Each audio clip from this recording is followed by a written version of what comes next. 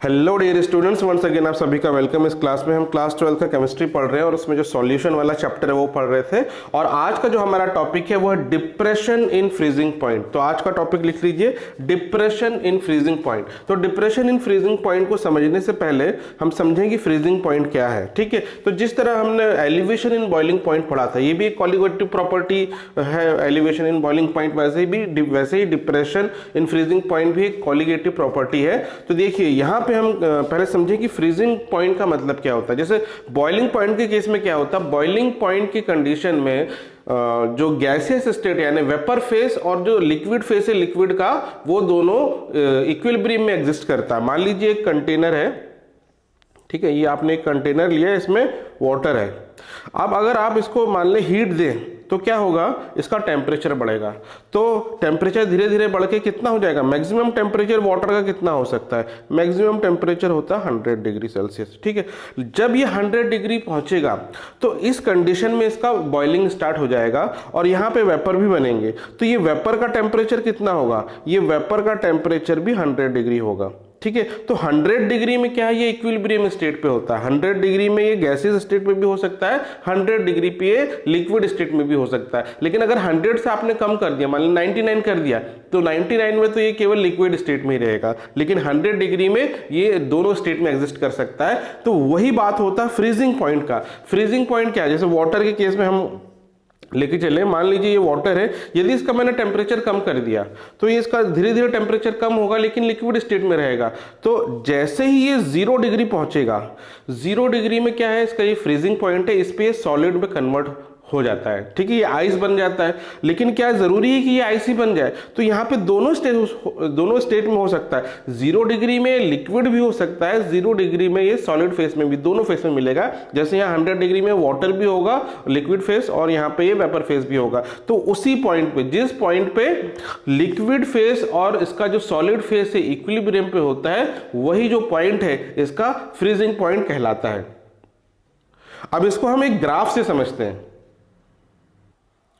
तो ये देखिए, ये ग्राफिकल रिप्रेजेंटेशन है। यहां पे हमने एक्स एक्सिस में टेम्परेचर बनाया है, वाई एक्सिस में है वेपर प्रेशर। तो देखिए ये जो पहला वाला ग्राफ है, ये वाला देखिए ऊपर वाला, यहां लिखा है लिक्विड सॉल्वेंट। तो ये जो लिक्विड सॉल्वेंट वाला जो ग्राफ है, इस तरीके से ऐसे आके यहां पे चेंज हो रहा है। यहां पे देखिए कर्व है थोड़ा सा और यहां पे एकदम स्टीप है, यहां पे एकदम स्टीप हो गया। तो इसको पहले समझें। इसको हम यहां से चलते हैं, यहां से हम पीछे की तरफ चलते हैं। यहां से जब हम पीछे की तरफ जा रहे हैं तो क्या हो रहा है, देखिए टेम्परेचर जो है डिक्रीज हो रहा है, डिक्रीज हो रहा है, डिक्रीज हो रहा है।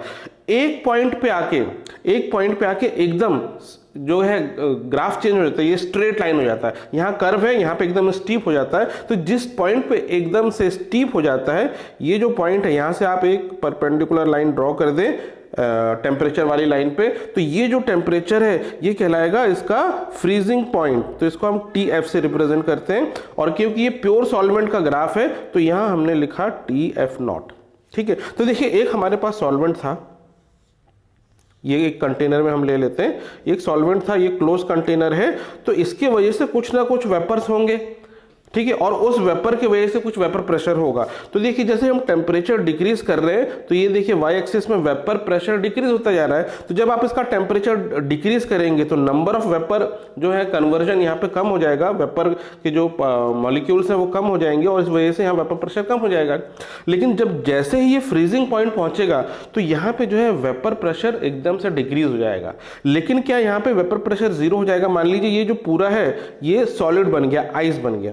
तो आइस बनने के बाद भी यहां पे कुछ ना कुछ वेपर होगा, लेकिन बहुत कम वेपर होगा। इसलिए देखिए जब जैसे इस पॉइंट पे पहुंचेंगे तो ये लिक्विड सॉल्वेंट है, यहां बन गया सॉलिड, लेकिन वेपर प्रेशर पूरा 0 नहीं हुआ। हालांकि स्टीप डिक्रीज होगा, बहुत ज्यादा डिक्रीज होगा, लेकिन 0 नहीं हुआ। कुछ ना कुछ सॉलिड का भी वेपर प्रेशर होता है। तो फ्रीजिंग पॉइंट का मतलब समझ में आ गया, जहां पे एकदम स्टीप चेंज हो जाए। और इस पॉइंट पे ये लिक्विड स्टेट है, इसके इस पॉइंट के लेफ्ट साइड और इस पॉइंट का राइट साइड है, सॉरी लेफ्ट साइड इसका सॉलिड स्टेट है और इस पॉइंट का राइट साइड लिक्विड स्टेट है, ये दोनों इक्विलिब्रियम में हो जाए, वही फ्रीजिंग पॉइंट हुआ। अब हम क्या करते हैं, मान लेते हैं इसमें हम क्या डालते हैं, non volatile solvent, sorry solute, non volatile solute. यदि हमने इसमें नॉन वॉलेटाइल सॉल्यूट डाल दिया तो देखिए क्या होगा, यहाँ तो पहले से ही वेपर्स कम थे, और अगर नॉन वॉलेटाइल अगर आप सॉल्यूट डाल देंगे तो यहाँ पे वेपर की जो परसेंटेज है और कम हो जाएगा। यदि वो वेपर और कम हो जाएगा तो यहाँ वेपर प्रेशर और कम हो जाएगा, यानी जिस टेम्परेचर में पहले जितना वेपर मिल रहा था उसी टेम्परेचर पे अब कम वेपर मिलेगा। तो यहाँ पे देखिए ये सॉल्यूशन का ग्राफ है। देखिए जैसे मान लेते ये जो टेम्परेचर है, ये टेम्परेचर है कोई मान लेते हैं T, तो इस टेम्परेचर पे पहले मिल रहा था ये इतना वेपर मिल रहा था, ये देखिए ये जो है कुछ वेपर होगा यहाँ पे, तो उसी टेम्परेचर पे अब सॉल्यूशन में यहाँ कम वेपर मिलेगा। तो हर एक पॉइंट पे आप देखेंगे, हर एक पॉइंट पे सॉल्यूशन का जो वेपर प्रेशर डिक्रीज हो गया है, और जब इसका पूरा ग्राफ प्लॉट करेंगे ओवर द एंटायर टेम्परेचर तो धीरे धीरे करते करते एक पॉइंट यहाँ आएगा और यहाँ पे स्टीप चेंज हो जाएगा। मतलब अब जो है ये जो पॉइंट है, ये पॉइंट है इस सॉल्यूशन के लिए फ्रीजिंग पॉइंट। अब यहां से आप एक लाइन खींचेंगे ऐसे, ठीक है, जो टेम्परेचर वाली एक्सेस पे आएगा, तो इस पॉइंट पे जो मिलेगा टेम्परेचर उसको अब हम बोलेंगे TF, this is temperature of the solution. क्योंकि अब हर पॉइंट पे वेपर प्रेशर डिक्रीज हो गया है, इसलिए अब ये इस सॉलिड वाले फेज से किस पॉइंट पे मिलेगा, थोड़ा पीछे मिलेगा, इस पॉइंट पे मिलेगा। और यहाँ पे जब हम यहाँ पे देखते हैं टेम्परेचर, तो ये टेम्परेचर क्या दिखता है हमें, जो पहले जितना फ्रीजिंग पॉइंट था उससे भी कम टेम्परेचर पे अब यहाँ पे सॉलिड स्टेट में कन्वर्ट हो रहा है। तो इसका मतलब क्या हो गया, यहाँ पे फ्रीजिंग पॉइंट डिक्रीज हो गया जब आपने नॉन वॉलेटाइल सॉल्यूट डाल दिया। तो देखिए यहाँ पे दोनों चीज होती है। जब हमने पिछले केस में पढ़ा था, जब नॉन वॉलेटाइल सॉल्यूट डालते हैं तो बॉइलिंग पॉइंट बढ़ जाता है, लेकिन फ्रीजिंग पॉइंट के केस में फ्रीजिंग पॉइंट डिक्रीज हो जाता है। तो यहाँ डिक्रीज इन फ्रीजिंग पॉइंट कितना हो गया, तो डिक्रीज इन फ्रीजिंग पॉइंट को हम डेल्टा TF से रिप्रेजेंट करेंगे। ठीक है, डिक्रीज इन फ्रीजिंग पॉइंट को डेल्टा TF से रिप्रेजेंट करेंगे, and this will be equal to TF naught minus TF, ये रहेगा। यहाँ पे देखिए TF नॉट यानी प्रीवियस फ्रीजिंग पॉइंट ज्यादा है और बाद वाला फ्रीजिंग पॉइंट कम है, इसलिए TF नॉट माइनस T करेंगे, तो इससे मिलेगा आपको डिप्रेशन इन फ्रीजिंग पॉइंट। अभी समझ में आया? तो यहां पे देखिए फ्रीजिंग पॉइंट डिक्रीज क्यों हुआ, क्योंकि हमने नॉन वॉलेटाइल सॉल्यूट डाल दिया प्योर सॉल्वेंट में। तो इसका ये मतलब है हम जितना ज्यादा नॉन वॉलेटाइल सॉल्यूट डालेंगे उतना ज्यादा डिक्रीज इन फ्रीजिंग पॉइंट आपको मिलेगा। तो इससे हम कह सकते हैं कि ये जो है ये क्वालिटेटिव प्रॉपर्टी है, किस पर डिपेंड कर रहा है, number of moles of solute particle पर डिपेंड कर रहा है। ठीक है, अब इसको मैथमेटिकली जब हम इसको फॉर्मूला बनाते हैं तो experimentally it is found that this depression in freezing point is directly proportional to molality. जिस तरह हमने बॉइलिंग पॉइंट के केस में देखा था वो भी डायरेक्टली प्रोपोर्शनल टू मोलैलिटी था। तो देखिए जो क्वालिटेटिव प्रॉपर्टी है वो मोलैलिटी के प्रोपोर्शनल आती है। तो यहाँ भी जो है डिप्रेशन इन फ्रीजिंग पॉइंट जो है this is proportional to molality. यहाँ ये जो स्मॉल m है ये मोलैलिटी है। अब इसका प्रोपोर्शनैलिटी साइन आप हटाएंगे तो एक कॉन्स्टेंट यहाँ हम लगा देंगे, इसको बोलेंगे KF। ठीक है, ये KF। तो यहां जो KF है ये कांस्टेंट है और इसको हम कहते हैं फ्रीजिंग पॉइंट डिप्रेशन कांस्टेंट, या इसको दूसरे नाम से भी हम बुलाते हैं जिसको बोलते हैं मोलल डिप्रेशन कांस्टेंट, या इसको हम एक और नाम से बुलाते हैं जिसको हम बोलते हैं क्रायोस्कोपिक कांस्टेंट। तो ये किसी भी नाम से आप इसको बुलाइए, तो ये जो है कांस्टेंट होता है हर एक लिक्विड के लिए। ठीक है, तो इसकी जो SI यूनिट है, जैसे हमने बॉइलिंग पॉइंट के केस में पढ़ा था, वही इसका SI यूनिट है कांस्टेंट का। SI यूनिट हो गया इसका केल्विन kg पर मोल। इसको आप नोट कर लीजिए। SI unit of this constant freezing point depression constant is kelvin kg per मोल। ठीक है, तो ये हर लिक्विड के लिए अलग अलग होगा, लेकिन आपको वाटर का याद करना पड़ेगा जैसे हमने बॉइलिंग पॉइंट के केस में किया था। तो फॉर वाटर ये जो है KF will be equal to 1.86 kelvin kg per मोल। ये इसकी वैल्यू फिक्स होती है वाटर के लिए। तो जनरली वाटर के ऊपर आपको क्वेश्चन आएगा, तो ये हालांकि आपको दिया रहेगा क्वेश्चन में कि KF की वैल्यू क्या है। अगर नहीं भी दिया तो कम से कम आप याद कर लीजिए, हो सकता है कि कभी ऐसा हो जाए कि इसकी वैल्यू ना दे ये। ठीक है, तो वाटर का कम से कम आपको वैल्यू पता होना चाहिए। तो ये समझ में आया। तो ये हुआ इसका formula.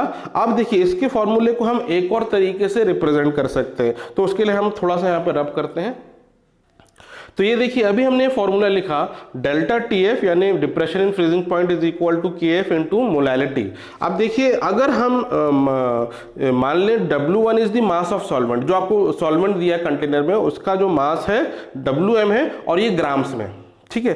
W2 is the mass of solute in grams and M2 is molecular mass of solute. तो देखिए जो मोलैलिटी का जो फॉर्मूला होता है वो ये होता है number of mole of solute divided by mass of solvent in KG. अब यहाँ पे जो हमने W1 लिया है ये तो ग्राम में लिया है और यहाँ पे आपको लिखना है केजी में, तो आपको इसको W1 जो ग्राम में इसको केजी में कन्वर्ट करने के लिए क्या करना पड़ेगा, इसको हमें डिवाइड करना पड़ेगा 1000 से।